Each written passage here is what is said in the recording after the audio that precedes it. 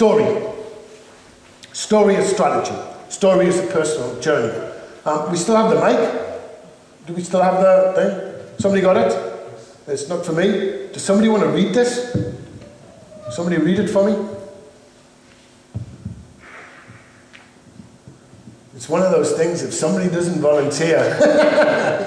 I'll read it. You read it? You want to come and read it? You need the mic though. Do you want to stand up here and read it? Well, you might need to turn your back anyway. So. It is night, and a passerby is walking down a lamp-lit street. He stops at a lamppost, where he sees someone crawling about on the floor, looking for something. He asks, "Have you lost something? Is there anything I can do to help?" "I have lost my keys," replies the person. "Where were you when you last had them?" "I was over there," says the man, pointing over to the darkness beyond the lamppost. "So, why are you looking over here?" asks the puzzled passerby. "Because it's light over here."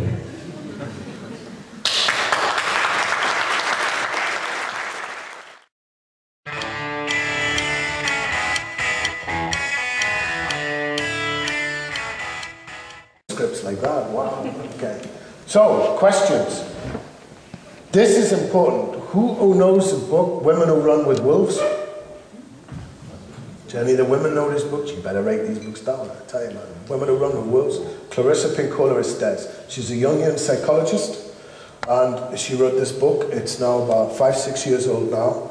And she's a cantadora in the Spanish tradition, in both Mexican and Hungarian. A cantadora is a keeper of stories.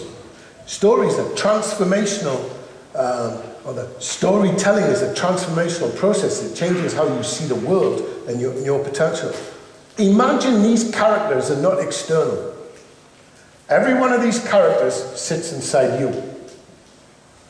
What's happening in your thought processes, in the way you are, is what's happening to you. Okay, so therefore each element of this story has a metaphor. Who can tell me what the metaphors are in the stories? And I only ask, this is like got multiple layers of metaphors, all right? What are the keys?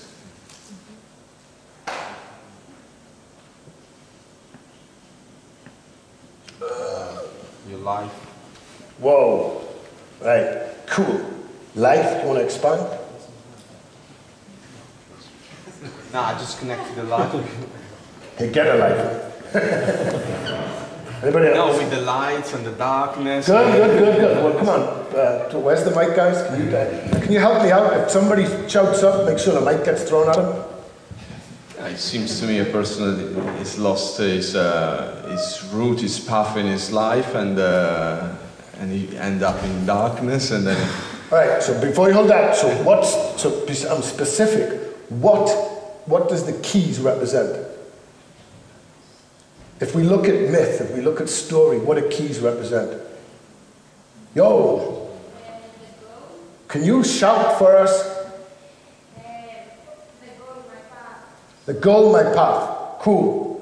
Specifically keys. Solution? Ideas. Who said door?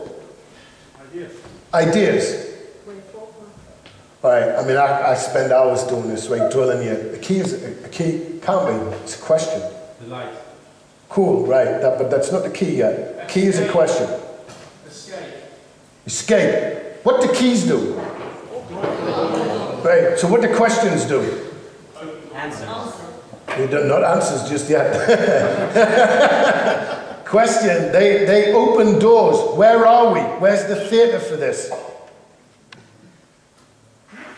Are we external or internal? In our heads. Thank you. So we open new doors in our... Right, so keys.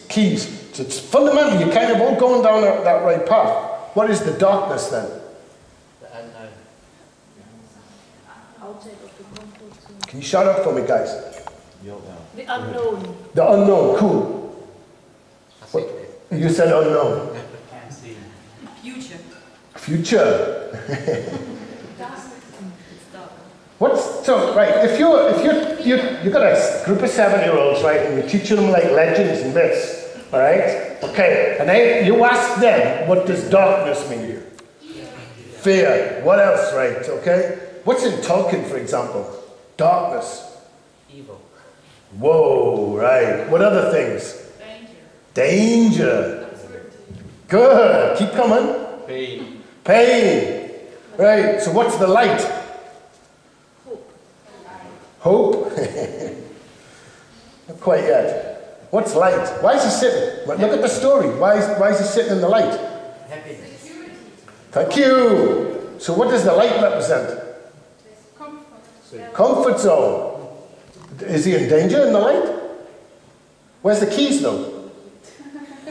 Right. So in old mythology, right, and I suppose ancient times, and where you put your finger on that, the only time you had a key at the time was for a funeral mound to open doors. Because there was treasures in the funeral mound in the tradition that we had in Europe. That's where you left gold for the kings and stuff. So that's what you had a key for. In this case, and this is why I'm gonna give you it, and then I'm gonna come back away from it quite quickly. The key, the door you're open, and the way you're going towards is fear, uncertainty, and doubt. But it's always to death. In standard mythology, right? Okay. Why? Because you use it as a template to measure where you are now. Because like that level of regret of not doing something can only be anchored by looking at death. It's what great sportsmen do. It's what great actors do to propel themselves to do something different. And what we see in the business world, when we look at coaching, when we look at executive coaching, when we look at leadership, is they're using these transformational processes and these stories to transform how you move as a group, especially when you realize the groupthink processes of self-censure, compromise, and consensus are kind of what holds you back from going to the left-hand side of the page. Some really great processes on this side here that ensures you never ever ask what you're thinking, really, because it's political suicide, perhaps, to say it. So, it was interesting that some of the conversations you have about the products.